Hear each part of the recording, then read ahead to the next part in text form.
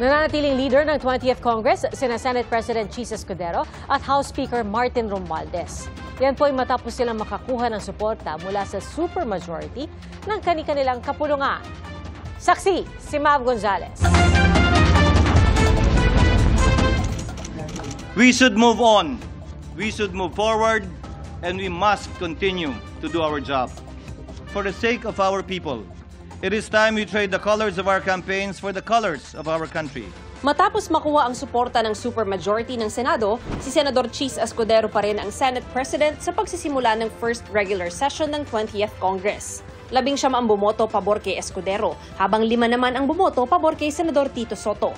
Walang nakalaban sina Senador Jinggoy Estrada bilang Senate President pro tempore at Senador Joel Villanueva bilang Majority Leader. Makakasama nila ang karamihan sa tiyak ng kaalyado ng mga Duterte, gayon din ang dalawang oposisyon noong Duterte administration. Our aligning with the majority does not and will not undermine our ability to remain fiercely independent as a senator of the Republic.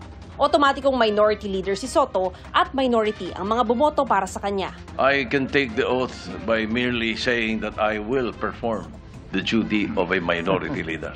Sa kabila ng malinaw ng mayorya at minorya, hindi sa hatiang yan nakasunod ang posisyon ng mga senador kung dapat ituloy ang impeachment trial laban kay Vice President Sara Duterte sa gitna ng ruling ng Korte Suprema na unconstitutional ang articles of impeachment. Wala na dapat paglilitis ayon kina Majority Senators Jinggoy Estrada at Amy Marcos at Minority Senators Loren Legarda at Mig Zubiri. No, there should not be a trial anymore because the Supreme Court has already spoken. And if we proceed with the trial, we are flirting with the constitutional crisis.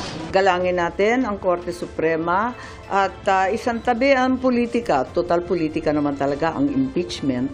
At ang mas mahalaga ngayon ay magtrabaho. Ano man ang emosyon o pananaw ng iba't ibang sektor ay sa tingin ko ay kailangan umiral ang gulo. Remember that this is not a temporary restraining order. This is an en banc unanimous decision of the Supreme Court. Kung hindi natin susundan itong utos ng Korte Suprema, para tayo maunggoy. Magkahiwalay na rin sa minorya at mayorya sina Senators Risa Ontiveros, Kiko Pangilinan at Bam Aquino. Pero may joint statement sila ng kanilang hindi pagsang-ayon sa desisyon ng Korte Suprema. Anila, sinunod ng Kongreso ang mga dati ng desisyon ng Korte kaugnay ng pag-initiate at pag-transmit ng impeachment complaint. Hindi anila patas na biglang binago ang kahulugan ng initiate o itinuturing na simula ng impeachment. Dagdag ni Ontiveros, dapat ituloy ang impeachment trial. The Senate Impeachment Trial Court is in session, ongoing ang trial. So yan po ang presumption ko. Pinanghahawakan ko pa rin yung inanunsyo ni presiding officer dati na uupo kami ulit bilang korte bukas, Martes, no? 29 ng Hulyo. At syempre, top of mind sa amin ngayon yung kalalabas na desisyon ng Korte Suprema. So, kailangan din naming magkasundo paano kami magpo-proceed. Nagpatawag na ng All-Senator Caucus si Senate President Chis Escudero bukas at inaasahang kasama sa mapag-uusapan ang impeachment trial ni VP Sara. As a lawyer and as an officer of the court, we do not have a choice. That is my position. We will do what we need to do in accordance with the Constitution and the rule of law. The plenary will decide. Pag-uusapan din sa plenaryo kung maghahain ng motion for reconsideration ang Senado para iapela ang desisyon ng Korte Suprema, bukod pa sa planong ihain na MR ng Kamara.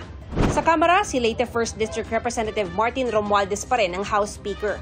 269 sa 290 na congressman na dumalo kanina ang bumoto kay Romualdez. Nag-iisang nominado sa posisyon, 34 ang nag-abstain. Hindi ko kayo iiwan sa gitna ng unos. Gaya ng ama ng tahanan na hindi natutulog kapag may bagyong papasok. Babantayin natin ang ating kapulungan. Sisiguraduhin kung walang bubong ang babagsak, walang pader, magigiba, at walang miyembro ang mapapabayaan. Nahalal na Senior Deputy Speaker si David J.J. Suarez ng Quezon 2nd District at Majority Leader si Ilocos Norte 1st District Representative at Presidential son Sandro Marcos. Si 4Ps Party List Representative Marcelino Libanan ang Minority Leader. Si Congressman Paulo Duterte ng 1st District ng Davao City, ang anak nitong si Congressman Omar Vincent ng 2nd District ng Davao at pinsan ni Kong Paulo na si Harold ng Puwersa ng Pilipinong Pandagat o PPP at ang alyado nila Isidro Ungab ng 3rd District ng Davao City walang binoto. Hindi rin daw sasama sa minority group at magiging independent daw sila. Sa isang pahayag, sinabi ni Congressman Pulong na nag-walkout silang mga taga Davao matapos ang roll call dahil ayaw nilang maging political puppet na nagpapanggap na public servants. Sa kanyang talumpati, sinabi ni Romualdez na isa sa mga haharapin nila ay ang impeachment ng bise. The Supreme Court has spoken and we recognize its decision.